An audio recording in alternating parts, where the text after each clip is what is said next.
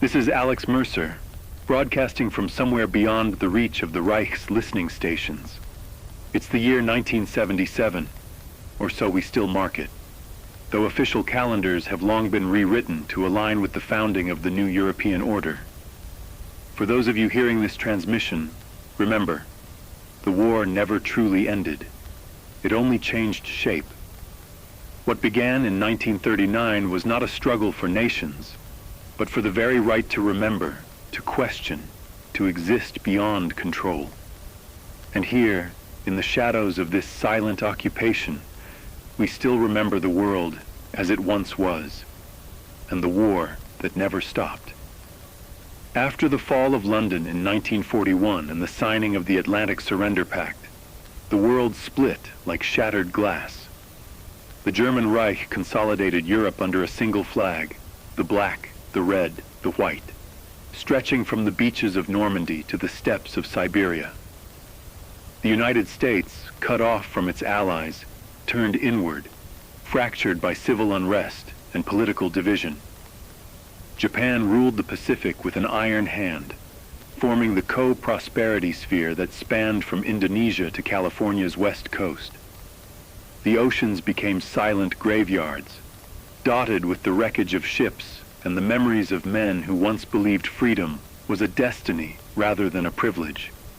In this new order, history was rewritten. Textbooks declared the Führer's vision fulfilled. Cities were renamed, and languages slowly faded under the weight of imposed conformity. Resistance cells survived, in whispers, in hidden frequencies, in the faint hiss between controlled broadcasts. That's where I come in. I speak through the static, through old transmitters smuggled out of forgotten bunkers, to remind anyone listening that the world before this one existed, a world of color, dissent, and choice. Across Europe, the cities glimmer with false light. The monumental architecture of the Reich dominates skylines once filled with cathedrals and spires. Berlin, now called Germania, has become the center of the earth, a city built not for people, but for power. 10-lane highways lead into colossal halls where history is manufactured daily. The airships patrol the skies endlessly, sleek, silver giants carrying propaganda that never ceases, broadcasting slogans across continents. They tell us the Reich brought order, stability, peace. But beneath that silence, beneath the parades and mechanical precision, lies a void, the quiet hum of a world that traded its soul for control. In the Americas, the story is different, but no less dark. After decades of isolation, the remnants of free nations turned inward. The former United States is a patchwork of divided territories, the German-controlled East, the Japanese West, and the neutral Central States governed by corporate powers that pledged allegiance to whoever ensured their survival. Radios are monitored, information censored, and the only voices allowed to speak are those that praise the victory that ended freedom. But even now, underground networks persist. Networks like this one. We pass stories, evidence, and hope from one transmitter to another, weaving a tapestry of resistance that the regime has never managed to fully erase. But hope in this world is a dangerous currency. The Reich's technological advancements have changed warfare forever. In the 1950s, they developed orbital weapons platforms, machines capable of striking any point on Earth within minutes. Their scientists, many taken from occupied nations, advanced genetics, rocketry, and energy research beyond comprehension. The regime uses these technologies to monitor, predict, and control, not through brute force alone, but through total surveillance. Every city hums with hidden microphones. Every citizen carries an identification implant. Every transmission, except this one, is filtered through the Ministry of Harmony. And yet somehow, we endure. Tonight, I want to tell you about the lost front, the forgotten battlegrounds, where the last true soldiers of freedom fought and fell. These were not armies of nations, but collectives of farmers, engineers, students, and artists who refused to surrender their humanity. In 1953, the Warsaw Uprising flared once more, not against foreign invaders this time, but against their own occupation. It lasted 9 days before being erased from every official record. In 1961, the Free States of Canada attempted a desperate invasion across the Atlantic, a doomed operation that ended in silence. And in 1970, an underground resistance movement known as the Polaris Network sabotaged a lunar launch site in the Arctic Circle, hoping to stop the Reich from deploying orbital weapons. Their success was brief, their names unknown, but their legacy endures. We tell these stories not because they change the past, but because they keep the idea of change alive. The war was lost, yes, but wars are not only fought with bullets. They are fought with memory, with truth, with the refusal to forget. Every time you tune into this broadcast, you're fighting in your own way. You're proving that their silence isn't absolute. Somewhere, someone still remembers the sound of free thought. If you step outside tonight, look up. The skies above this occupied world are filled with strange lights, orbital machines, artificial moons, and endless surveillance. But beyond them, the stars still shine as they always have. They don't care who governs Earth. They remind us that empires, no matter how vast, are temporary.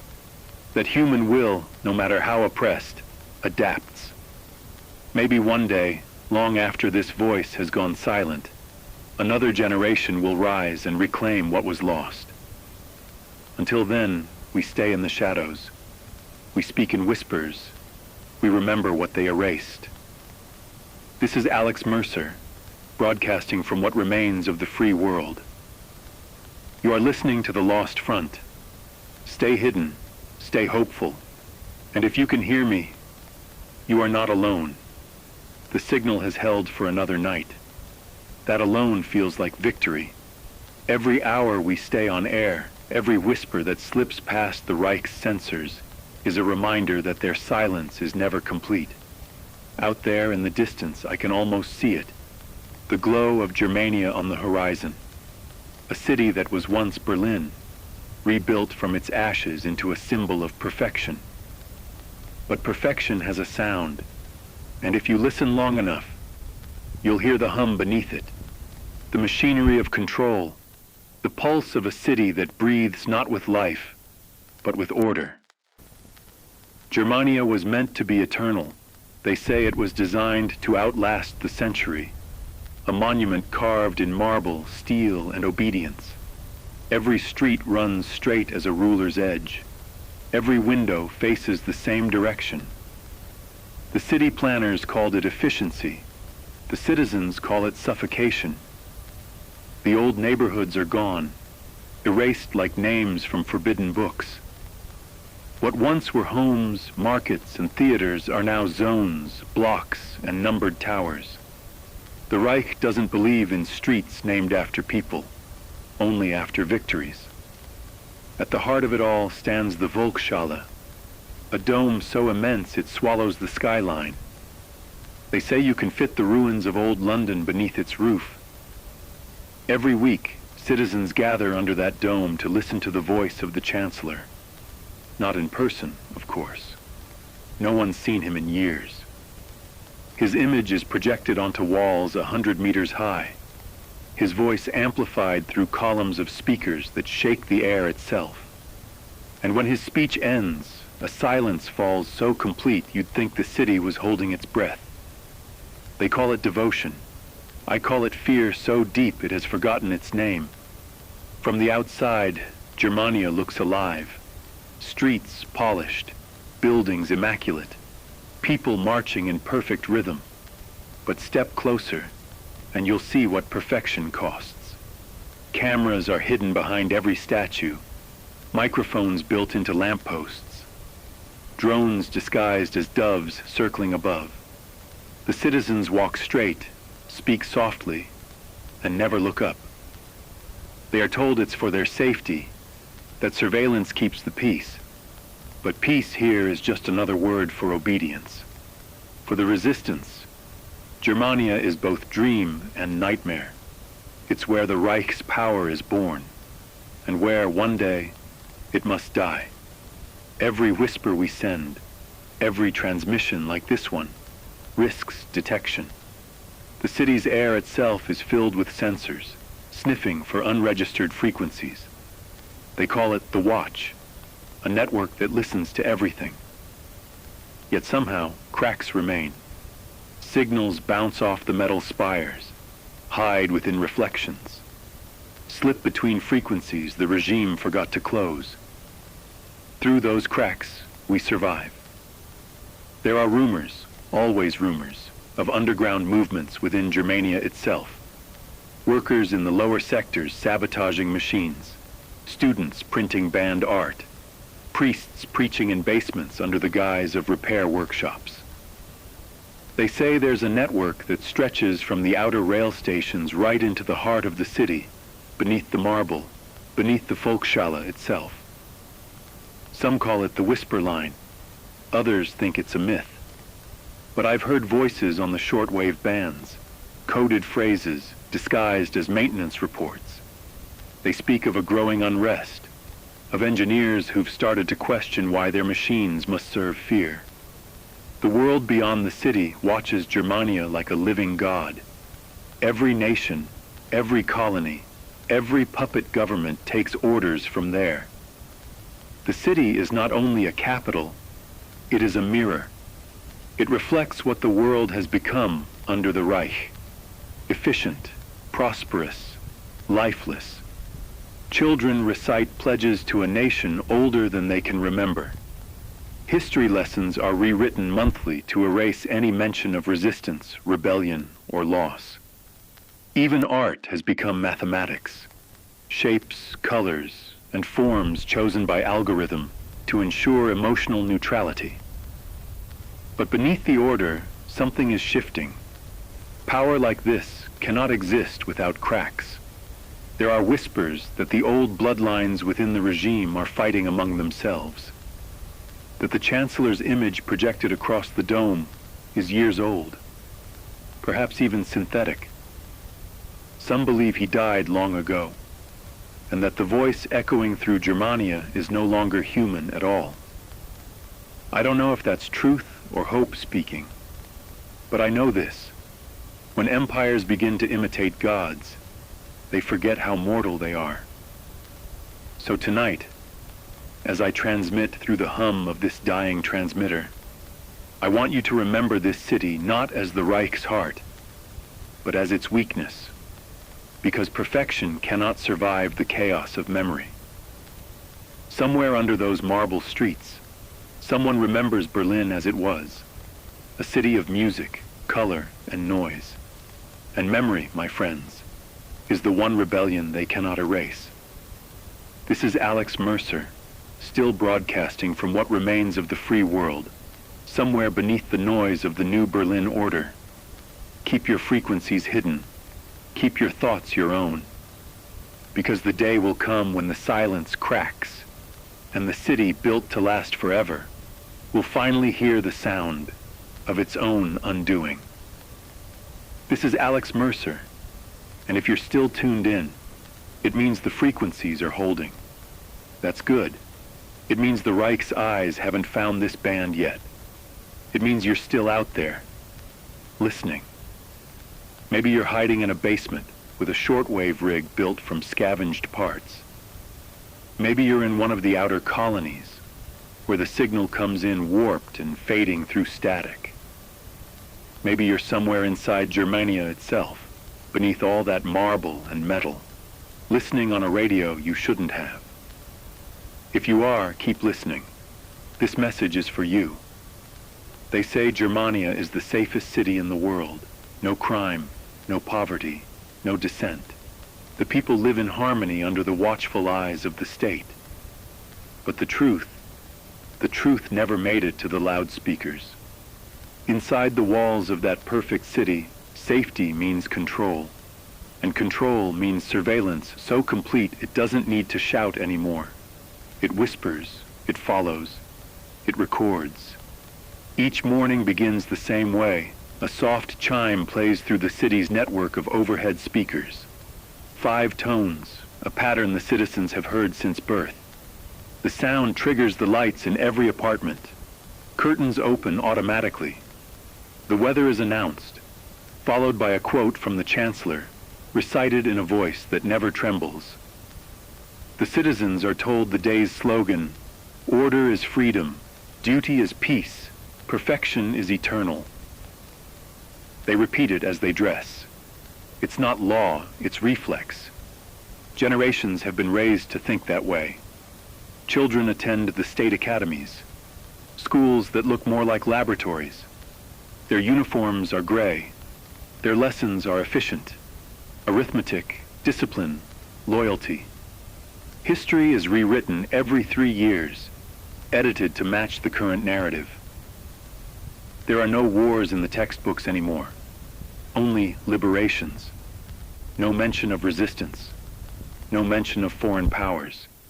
The only enemy they teach about is chaos, the chaos of free thought. Children are taught to identify it, to fear it, and to report it. By adolescence, they're tested for alignment. Those who excel are sent to the institutes, future leaders, engineers, and enforcers. The others are given placement in industrial or agricultural zones. No one fails. They are simply redirected. The result is a society without question marks, a machine that keeps itself running because it no longer remembers how to stop. Propaganda isn't something you see on billboards anymore. It's built into everything. The rhythm of the daily schedule, the pacing of the city lights, the way advertisements always feature the same faces, the same calm smile, the same perfect symmetry. The Reich understands something most regimes never did. Control isn't about force, it's about design.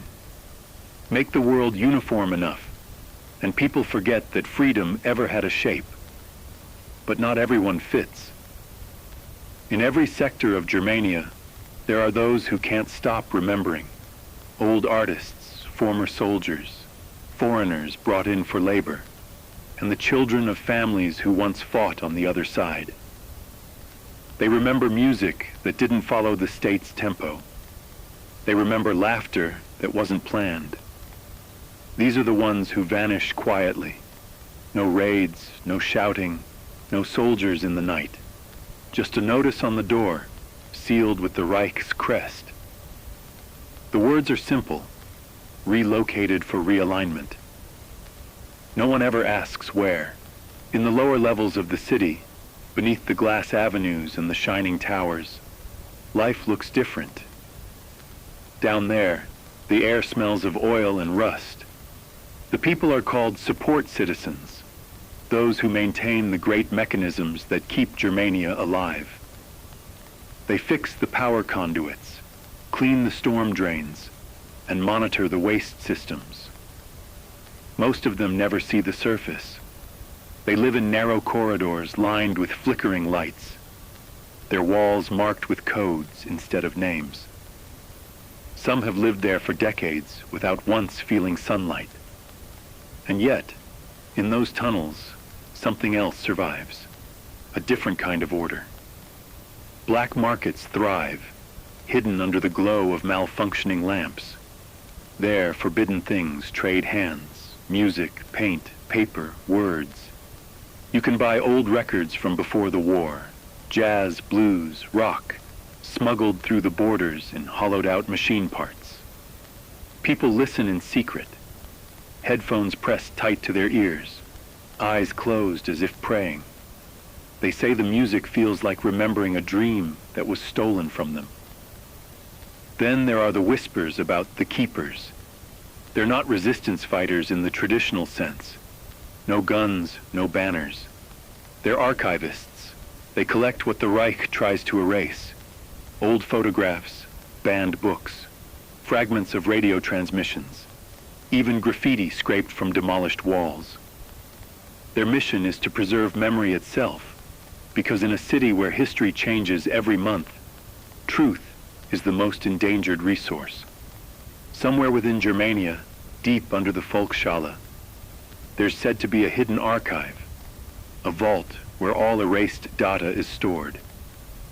If it exists, it would hold everything: censored broadcasts, forbidden literature, and even the original map of the world before the borders were redrawn. The resistance has tried to find it for years, but the location changes constantly. Some believe it's not a single vault, but a digital labyrinth, a network that rewrites itself to stay hidden. And yet, every few months, a fragment leaks out. A photograph, a soundbite, a document, proof that the truth still breathes somewhere. Above ground, life goes on like a carefully orchestrated performance. Every building has sensors that track motion, speech, and even heart rate. Citizens wear identification implants, small chips embedded beneath the skin. They pulse faintly when scanned. Most have stopped noticing. The implants are used to open doors, buy food, pay rent, and silently to monitor thought patterns. It's said the Reich scientists developed a way to detect emotional anomalies: fear, anger, longing. Too much of any of them, and your status changes from citizen to subject of review. Few return from review. In public squares, massive screens play the same loop of images: gleaming soldiers, smiling workers, families under banners of gold and red. They call it the vision. It never stops. Even when no one is watching, the screens continue, because the point isn't to convince, it's to remind. Remind you who rules, remind you what obedience looks like, remind you that eyes are always open. But even here, cracks appear. In the corners of those massive towers, graffiti starts to show up again. Not words, but symbols. Circles with lines through them. A single painted handprint. An old flag sewn into a coat. The small signs that people are still capable of defiance. The Reich paints over them by morning, but by nightfall they reappear. No one knows who makes them.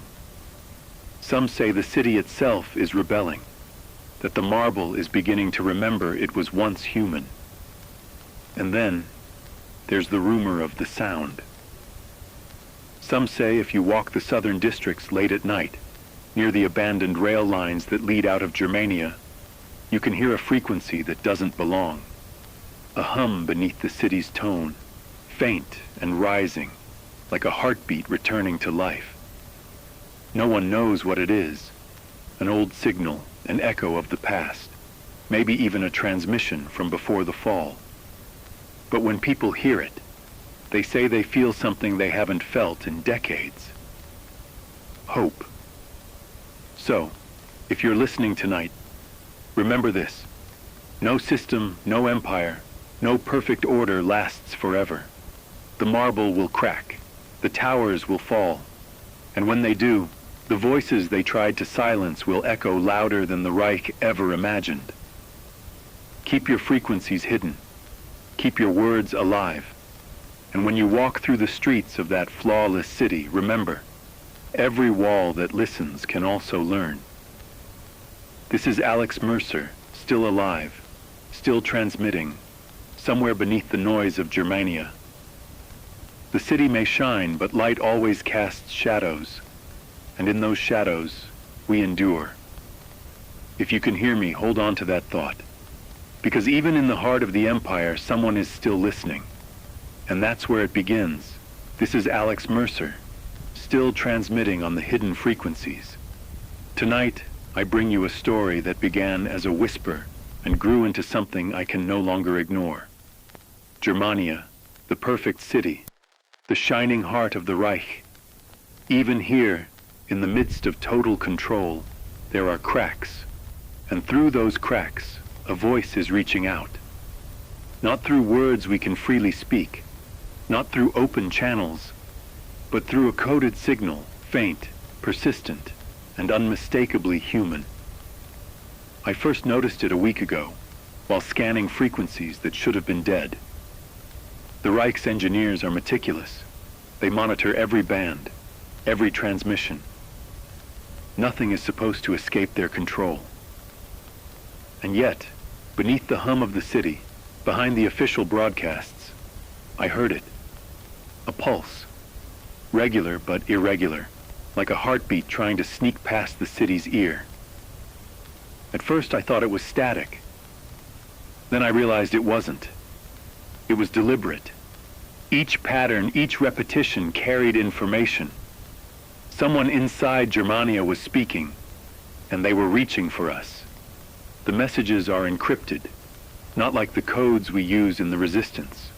Far more sophisticated, designed to be invisible to anyone not trained to hear them. At first, I spent hours trying to decode them manually, scribbling patterns on scraps of paper, tracing sequences like constellations across frequency graphs. Slowly, the pieces began to align. Names were hidden in the shifts of tone. Dates were hidden in pauses. Locations were hidden in the length of each pulse. Whoever sent this signal knew the city better than anyone outside it ever could. They were living inside the heart of Germania, and they were risking everything to speak. What they told me, what I've been able to decode so far, is more than just a signal. It is proof that the regime is not as monolithic as it appears. Deep within the Volksschale, there are factions, engineers, archivists, former officers, quietly organizing. They are not planning coups or parades. They are planning survival. They speak in metaphors that hide their meaning from the Reich's surveillance. Yet to those who know, the message is clear. We are waiting, and we are ready. The transmissions describe hidden meeting points, storage caches of forbidden material, and escape routes beneath sectors that appear controlled. Every message comes with a warning. The Reich has begun testing new surveillance protocols, new devices that can track thought patterns, detect emotional anomalies, and predict behavior before action. The whisper line tells us to be careful, to move slowly, to watch for patterns in the perfect order of the city. The smallest deviation, the briefest hesitation, could mean exposure. It is terrifying to hear the voice of someone so close, someone who walks the same streets we cannot enter. I don't know their name, I don't know their face, but I know they are real. They describe the city in ways that match what we've only heard in rumors. The narrow tunnels beneath the northern sectors, the laboratories hidden in plain sight behind corporate facades, the way the marble towers pulse faintly with energy from the orbital grid. And all of it is mapped in a code that feels alive, changing slightly each time a message is sent. Whoever is sending this signal understands that even a pattern can be dangerous if it is predictable. I have transmitted a fragment of their signal back to other networks in the free world. Some stations report faint responses, others nothing at all. But the knowledge itself is powerful. The Reich is not invincible. Inside its shining heart, humans are remembering what it means to defy. They are risking their lives in the city that was supposed to crush every spark of rebellion. And now, for the first time since the fall of Berlin, we feel that spark reach out to us. Tonight, as I continue to receive fragments of the whisper line, I feel the weight of responsibility. Every word, every pulse carries life, and with life comes danger. But it also carries hope. The messages speak of patience, of observation, of timing, the slow preparation of something that will one day break the silence. They remind us that even in a city built to last forever, even in a city where every step, every breath, every thought is measured and cataloged, there is a space for freedom to exist, a space we can reach if we are careful and if we listen closely. The whisper line does not promise victory. It does not promise immediate change. It does, however, promise continuity. It promises that the flame of resistance, though hidden, is alive. And in a world where memory itself is forbidden, that flame may be the most dangerous thing of all. Tonight, I broadcast this story because it must be heard. Because somewhere beneath the marble streets, someone risks everything to remind us. The Reich's order is not eternal.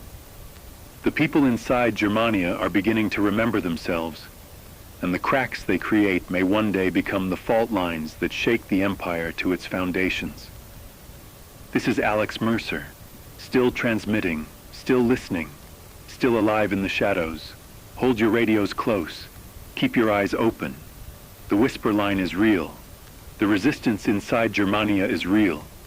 And if you can hear this, you are part of it, whether you know it or not.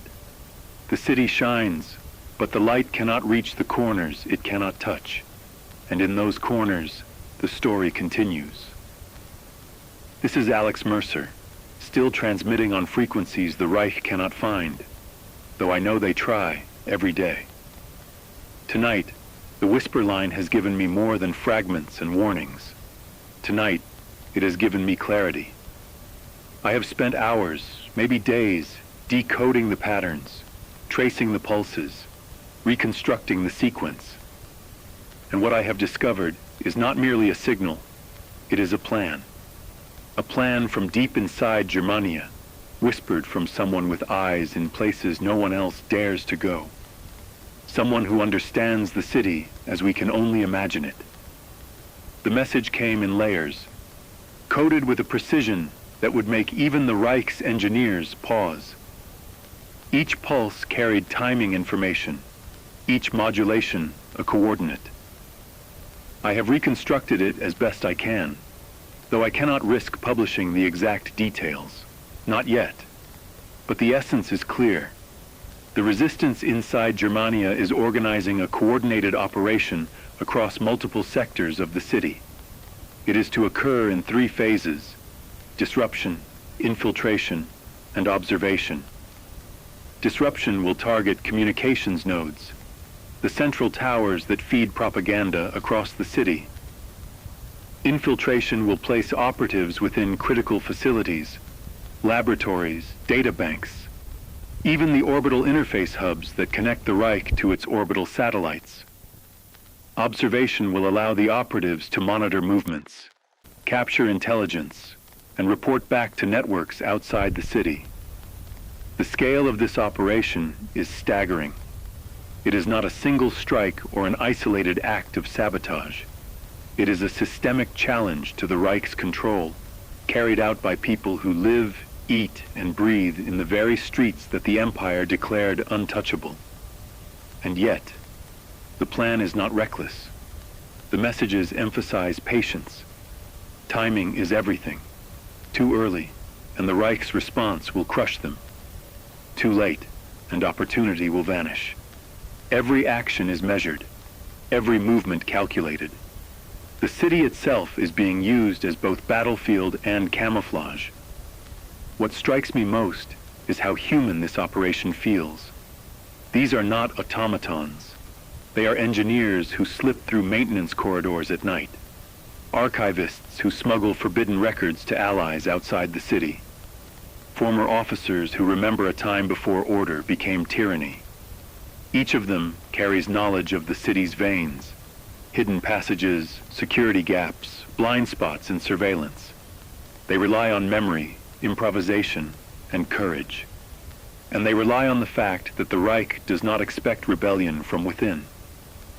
The whisper line also warns of risks we could scarcely imagine. New monitoring protocols are in place, more sophisticated than anything before. Drones patrol the skies continuously, scanning thermal signatures. Microphones are built into walls, floors, and even furniture. Emotional anomalies, a heartbeat too fast, a hesitation in speech, can trigger investigations. But the internal resistance has adapted. Their messages describe ways to move undetected, ways to mask emotion, ways to turn the city's machinery against itself.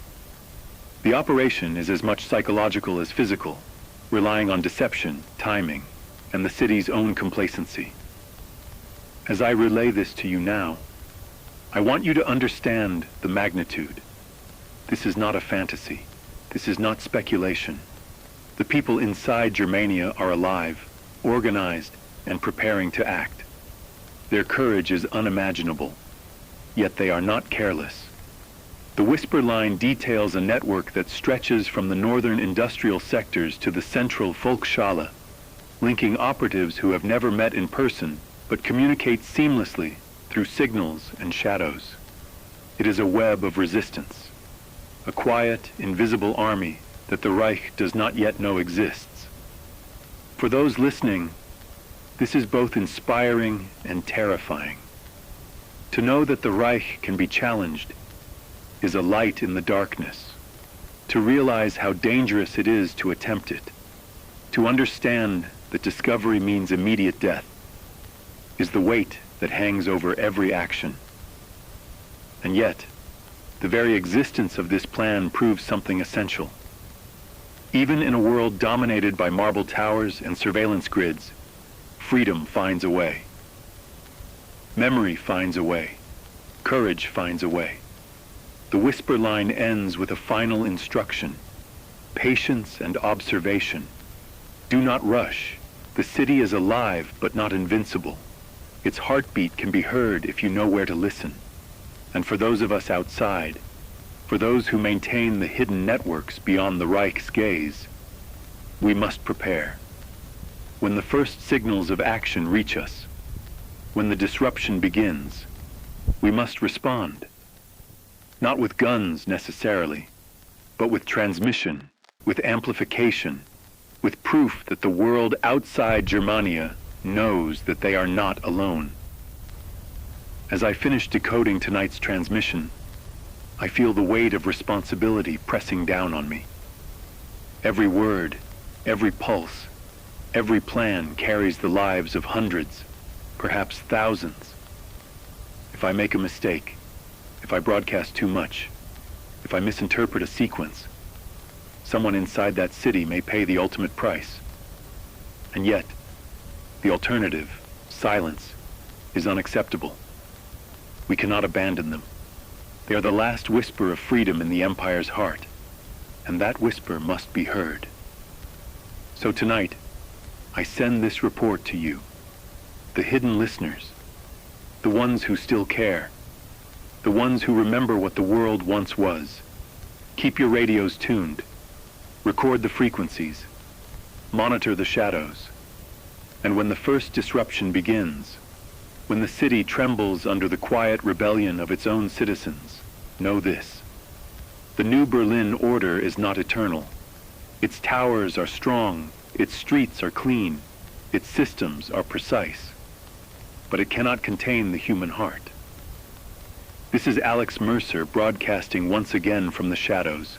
Listen closely, and you may hear it too. The first echoes of rebellion moving beneath the marble floors, carrying with them the possibility that even the most perfect empire can be challenged. And when that day comes, when the signals align and the operation begins, we will all bear witness to the sound of freedom returning to a city that has long forgotten it. This is Alex Mercer, transmitting once again on frequencies the Reich cannot trace, though I know they try every day. If you're hearing this, it means the signal has survived, slipping through their grids, finding its way to someone who still remembers what it is to listen. Tonight, I speak of whispers that have grown louder, of signals reaching out from within Germania itself, from the heart of the empire that was once Berlin. I first noticed it a week ago, while scanning bands that should have been dead. The Reich's engineers are meticulous. They monitor every channel, every wave. Nothing escapes their gaze. And yet, Beneath the hum of the city, behind the polished voice of propaganda, I heard it. A pulse, faint, deliberate, human. At first I thought it was interference, a phantom in the static. Then I realized it was deliberate, coded with a precision that was impossible to ignore. Someone inside Germania was speaking. Someone living under their towers, walking the same streets as citizens who believed themselves free, and yet risking everything to reach us. The messages came in layers. Each pulse carried timing, each shift in tone a coordinate, each pause a hidden letter. They were not like the codes we use in the resistance outside the Reich's reach, far more sophisticated. Whoever sent them understood the city better than anyone could from outside its walls. Slowly, painstakingly, I decoded patterns, matching pulse lengths to dates, pauses to locations.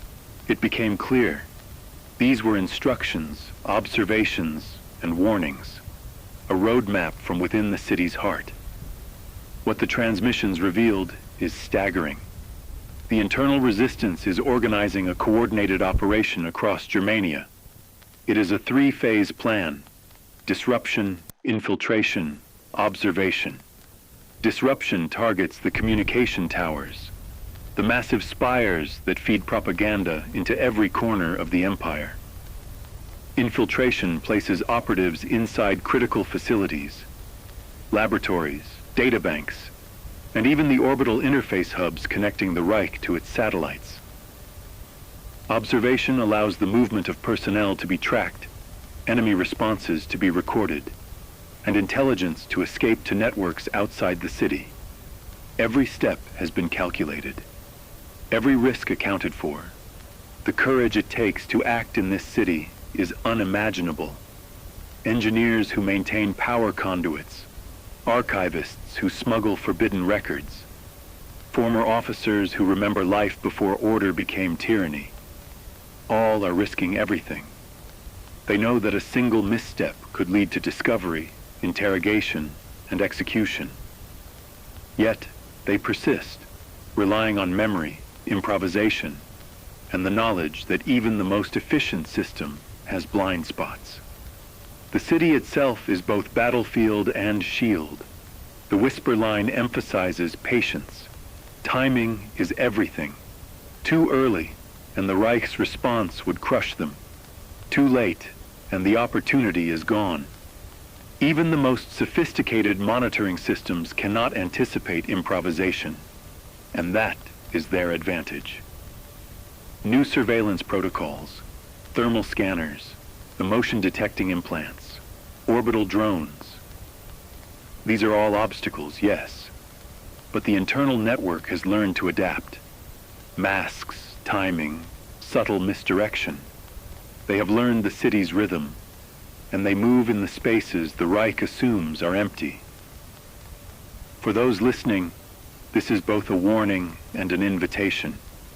Germania may shine with marble and metal, its streets perfectly aligned, its citizens obedient, its towers unyielding.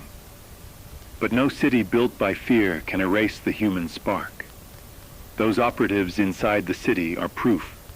They communicate in pulses and shifts, in metaphors and symbols, all designed to be invisible to the empire, but clear to those who know how to read them. They are patient, meticulous, and prepared, and they are waiting for the moment to act.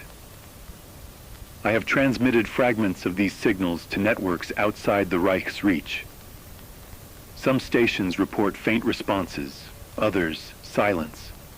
But knowledge alone is powerful. Even a whisper can ignite hope. The messages describe hidden meeting points, secret caches of forbidden materials, escape routes beneath sectors that appear perfectly controlled. Each one carries the weight of lives, hundreds, perhaps thousands, and the gravity of the task is impossible to overstate. They are risking everything for the possibility of change, for the idea that freedom can exist even here, beneath the city that was supposed to crush it entirely. The messages also contain details about the city's vulnerabilities. Maintenance corridors rarely patrolled, overlooked subterranean spaces, schedules of orbital satellite adjustments, and patterns in communication tower activity. Even the Volksschale, the monstrous dome at the city's heart, is not impervious. These details suggest an understanding of the city's veins so intimate that it could only come from someone walking them every day, someone inside who knows the empire from the inside out. And tonight, the full picture emerges. The internal resistance plans to move imminently. The disruption phase is set to begin within the next few cycles. Communication towers will be temporarily disabled, traffic systems interrupted, surveillance nodes confused. Infiltrators will place operatives into laboratories, data archives, and orbital stations. Observers will record movements and relay them through hidden channels. And if successful, it will mark the first real action the Reich has faced from its own citizens in decades. The perfect city will tremble. Even now I feel the weight of responsibility pressing down. Every word I broadcast, every detail I reveal, could put lives at risk. Yet silence is not an option. Those inside Germania rely on knowledge that they are not alone, that the world beyond their walls is listening and remembering them. Their courage is almost unimaginable. They navigate a city where every heartbeat could betray them, every shadow watched, and every sound recorded. And yet, they act, they plan, they move, and through the whisper line they speak to us, reminding us that freedom persists even in the unlikeliest of places. So tonight, I urge anyone listening to do the same. Listen closely. Record these frequencies.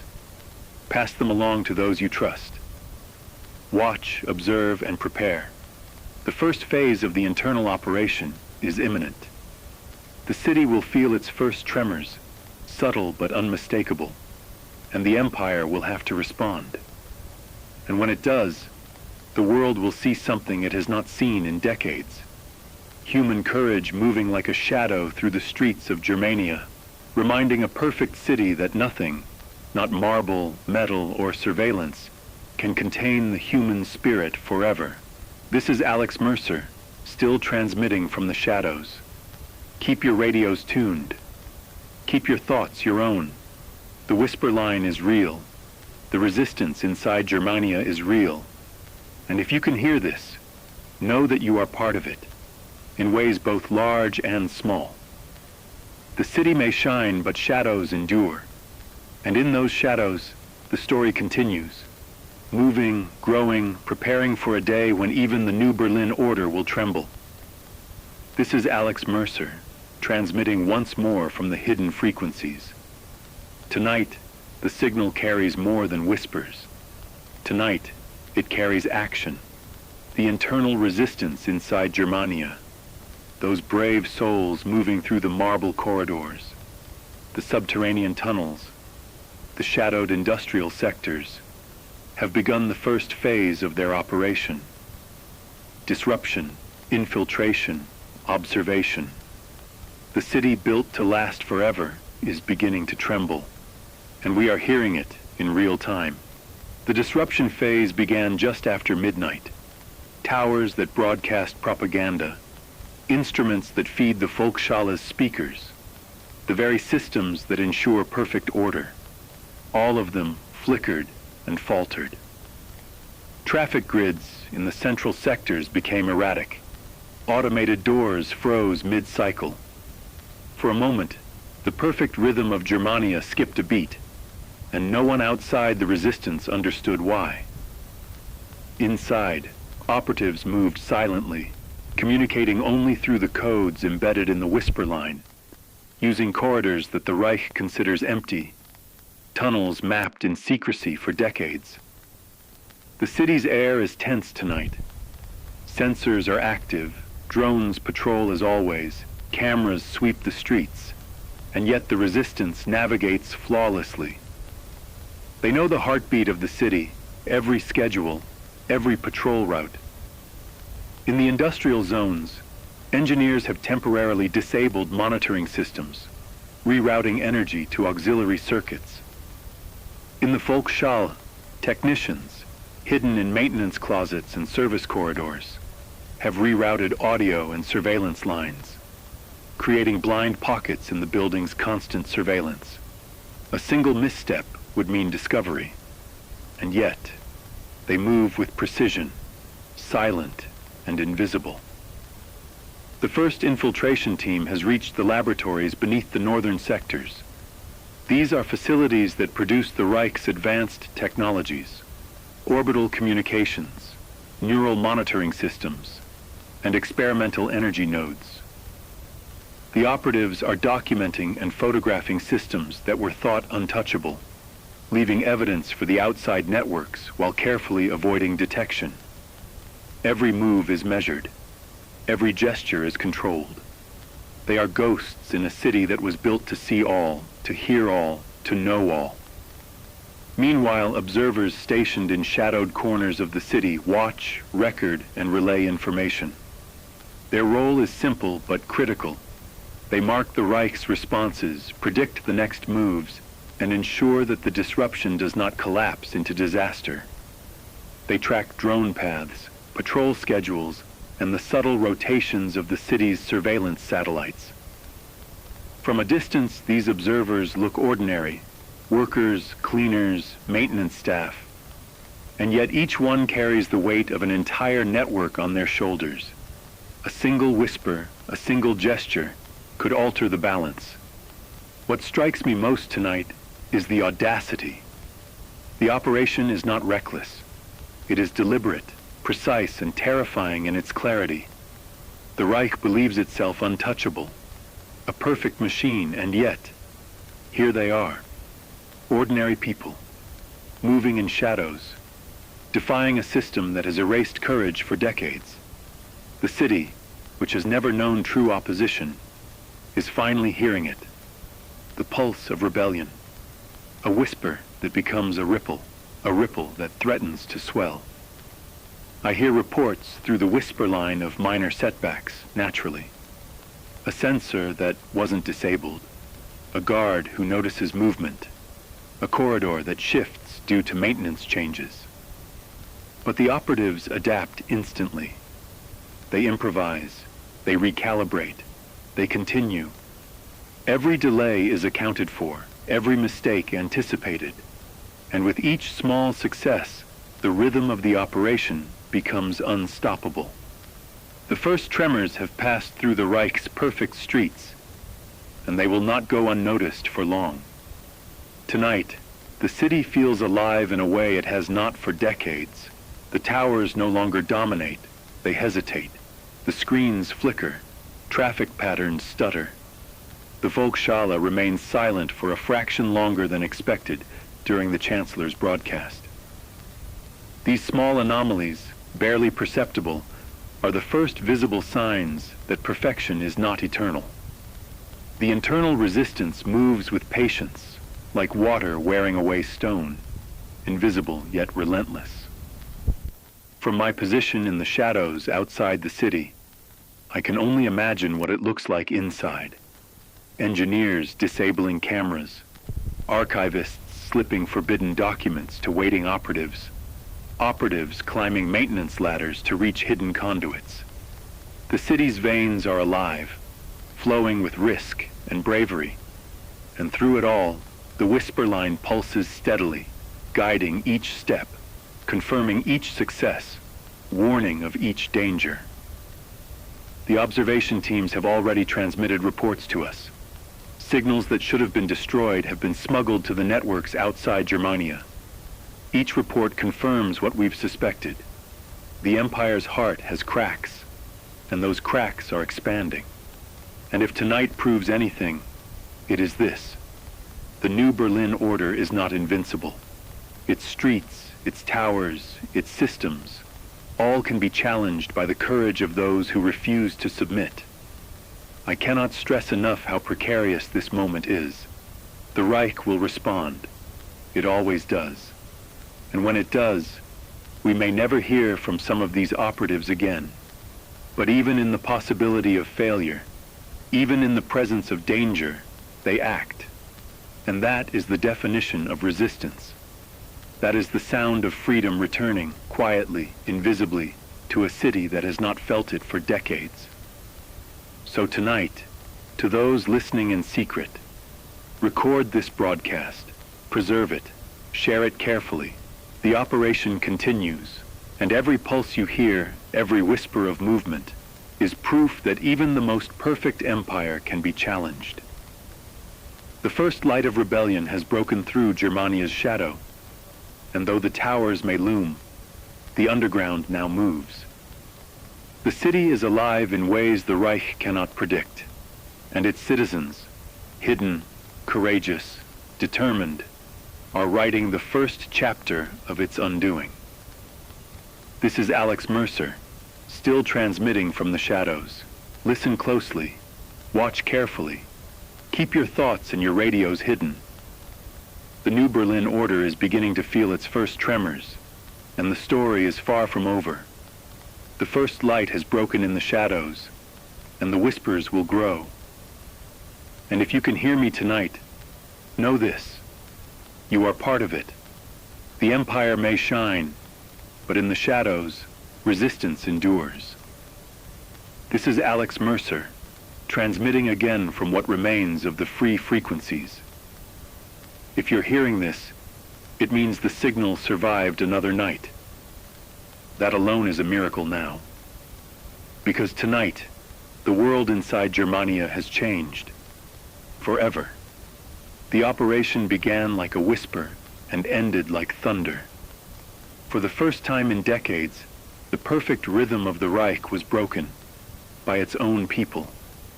The resistance inside the city struck faster and more precisely than anyone could have imagined.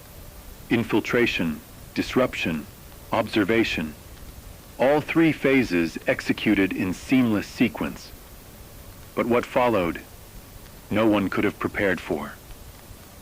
At exactly 1:17 local time, multiple communication towers across the central sectors went dark. The endless stream of state broadcasts, the chancellor's voice, the propaganda loops, the anthem of victory that echoes across every street, fell silent for nearly 90 seconds. 90 seconds. Just a minute and a half. But in a city where silence is forbidden, that was an eternity. The power grids flickered. Automated patrol drones stalled mid-air. Traffic stopped. People stepped out of their homes in confusion, staring up at the blacked-out towers, the frozen screens. For the first time in living memory, the voice of the Reich was gone. And then came the explosions, reports from the whisper line, fragments, shaky, incomplete, describe coordinated detonations in several industrial zones, not large enough to destroy buildings, but precise enough to cripple surveillance infrastructure and supply nodes. Engineers sabotaged energy conduits deep beneath the northern sectors. Infiltrators released electromagnetic pulses that fried control systems. Observation teams confirmed that even the Volksschalle's communications core suffered a temporary blackout. For the first time since its creation, the heart of Germania stopped beating. But the silence didn't last long. By 1:25, the Reich's countermeasures were already in motion. Drones swarmed the skies, searchlights sweeping across every street. Soldiers deployed from armored convoys, sealing off the industrial districts. Curfews were declared immediately. The Chancellor's emergency broadcast system, previously reserved for wartime, came back online with a new message, one no one expected to hear. Enemies of order have infiltrated our paradise. That single phrase sent a shockwave through the population. People who had never heard dissent suddenly realized it existed, and with that realization came fear. Buildings were locked down, citizens ordered indoors, identification scans conducted at random. Within an hour, the entire city was under martial law. The resistance had succeeded and awakened the beast. Through the whisper line, I can hear the chaos unfolding.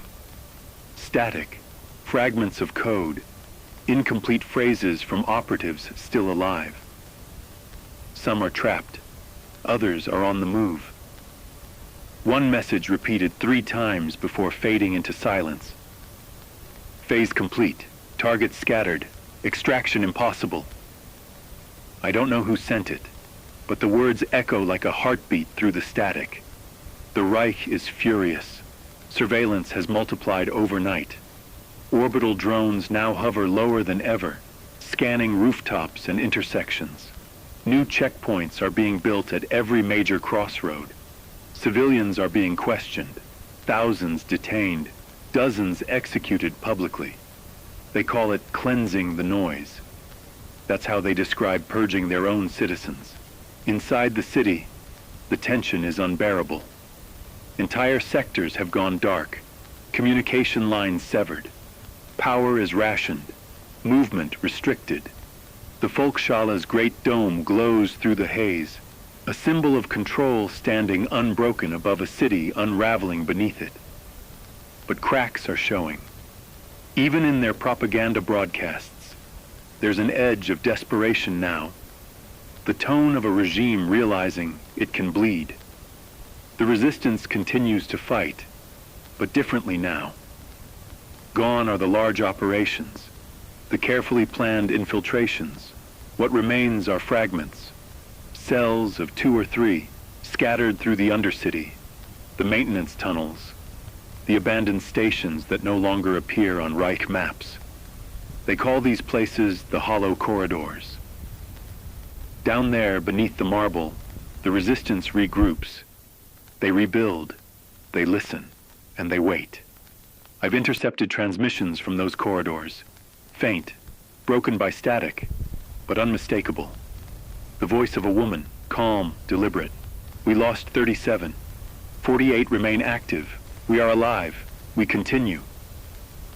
Then silence. Then another voice, male this time, whispering through distortion. They think the city belongs to them, but it remembers us. It's hard to explain what it means to hear these voices.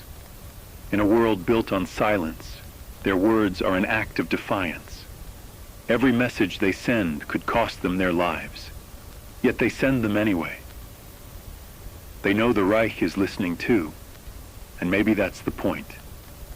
Maybe this is not just about survival anymore. Maybe it's about reminding the Empire that the human spirit cannot be programmed. Outside the city, the world watches in disbelief. Some still deny what's happening, claiming the reports are fakes, manufactured by rogue transmitters. Others are afraid to even mention Germania by name, terrified the Reich's reach extends beyond its borders. But those who know the truth, those who have listened to the whisper line, understand that something irreversible has begun. The Chancellor's latest decree calls for total internal purification. Every citizen will be scanned for signs of disloyalty, biometric irregularities, heart rate fluctuations, even involuntary muscle tension during propaganda broadcasts. They are trying to detect rebellion in the body itself. They are afraid, and fear for them is new. But amid the chaos, there are small victories. One resistance unit successfully transmitted a data packet before being discovered, technical blueprints of the Reich's central surveillance system. If decoded, it could expose weaknesses that no one outside Germania has ever seen. I've passed it to our analysts, and though it may take weeks to understand, it is proof that even in the darkest hour, the resistance can still wound the Empire. Every day since the operation, the whisper line grows fainter. Some frequencies have gone silent completely. Others are filled with false signals, traps laid by the Reich's counterintelligence to lure us out. I move constantly now, changing location after every transmission, masking my signal behind old frequencies and abandoned stations. The risk has never been higher, but the world must know what is happening inside that city. Germania is no longer the untouchable monument it once was. It is a living battlefield. Tonight, reports suggest entire sectors are in lockdown. Civilians whisper in fear. Children repeat forbidden words they don't yet understand. The city's heartbeat is erratic. The perfect machine stutters, and somewhere beneath the streets, the resistance breathes, plans, endures. If the Reich's power was absolute before, it no longer feels that way now. Something fundamental has shifted.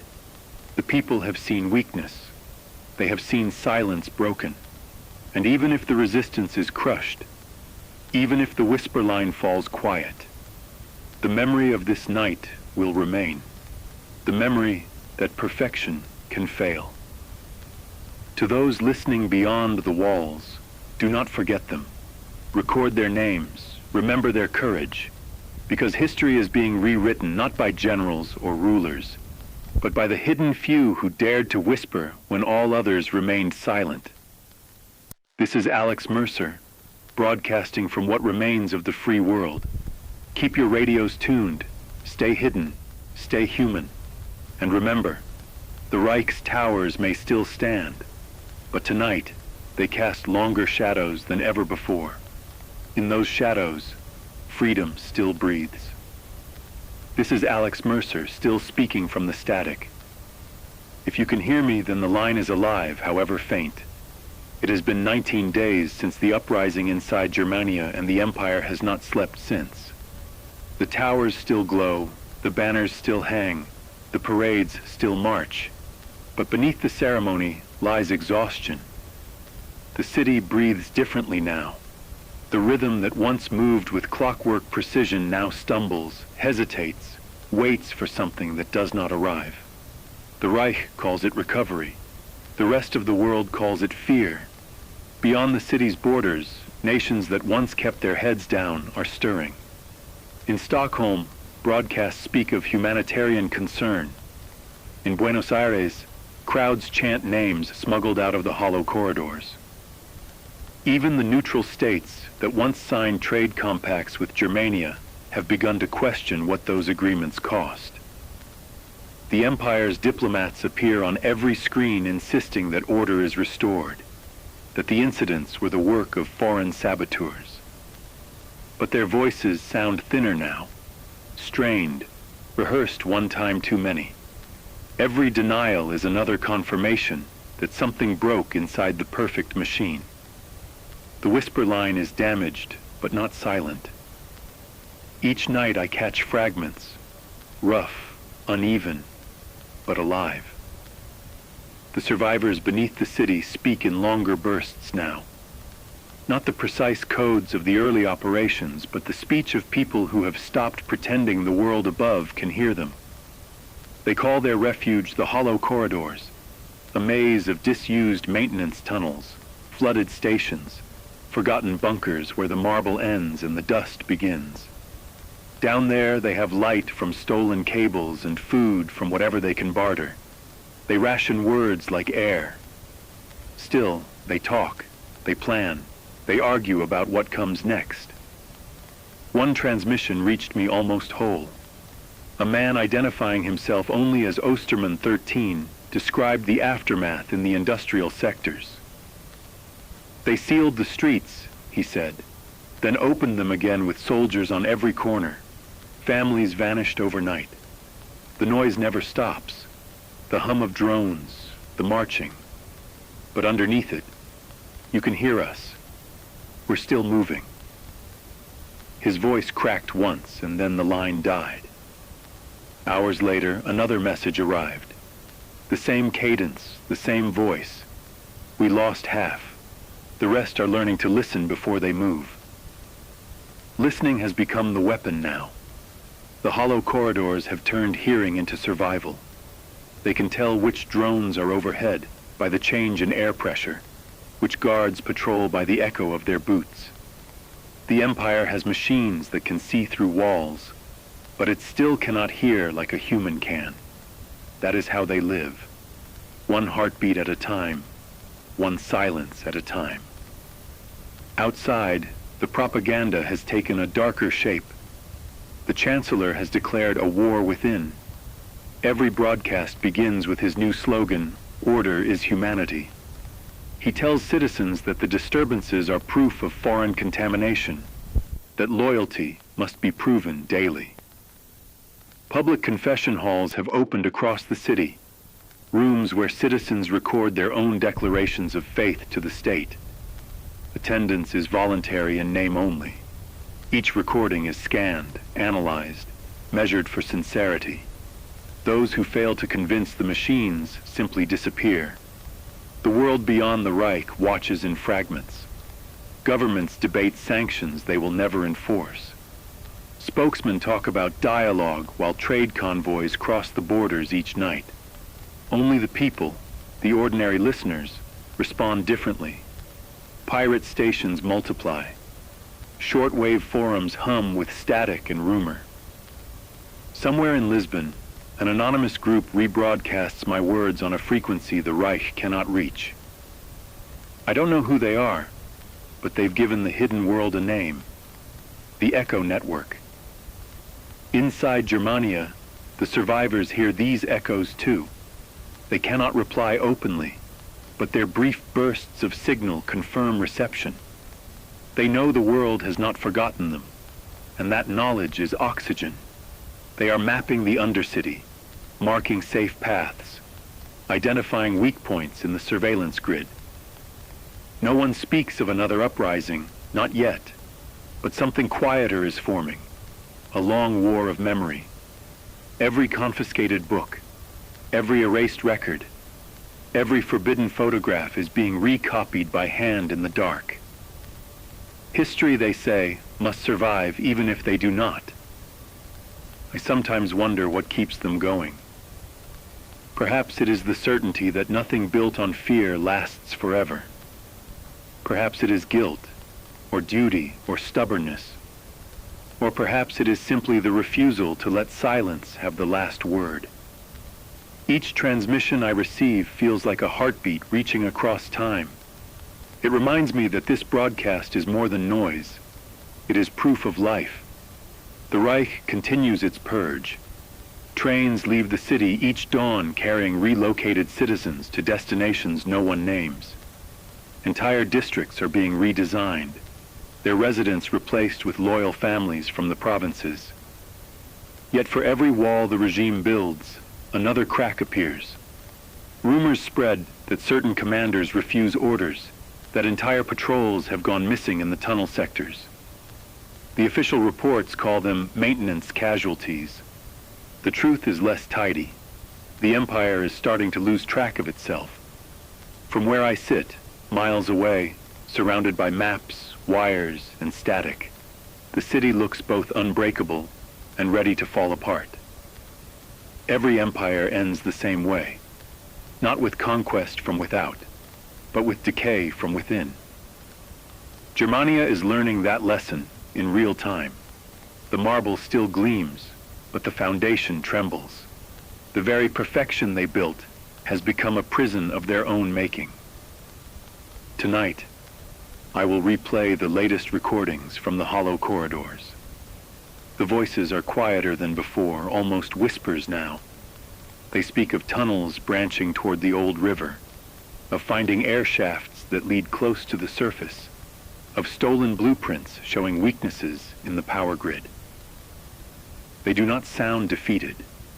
They sound patient. One of them ends his message with words that linger long after the static fades. We will not win tomorrow. We will not win next year. But we will still be here when their banners rot. That is the truth of rebellion. It does not always shout. Sometimes it waits. Sometimes it survives by enduring, by refusing to vanish. The Reich can monitor every frequency it knows, but it cannot silence an idea carried in whispers, in memory, in the stubborn continuation of breath. So if you can hear this broadcast, remember them, repeat their words. Pass the frequency to someone who still believes in listening. Do not argue with the official story. Simply keep it from being the only one. Every repetition is resistance. This is Alex Mercer, still transmitting from the edge of the signal. The hollow corridors breathe beneath Germania. The world beyond stirs, and somewhere between them, a future is waiting to be heard. Stay hidden, stay human, and keep the radios alive.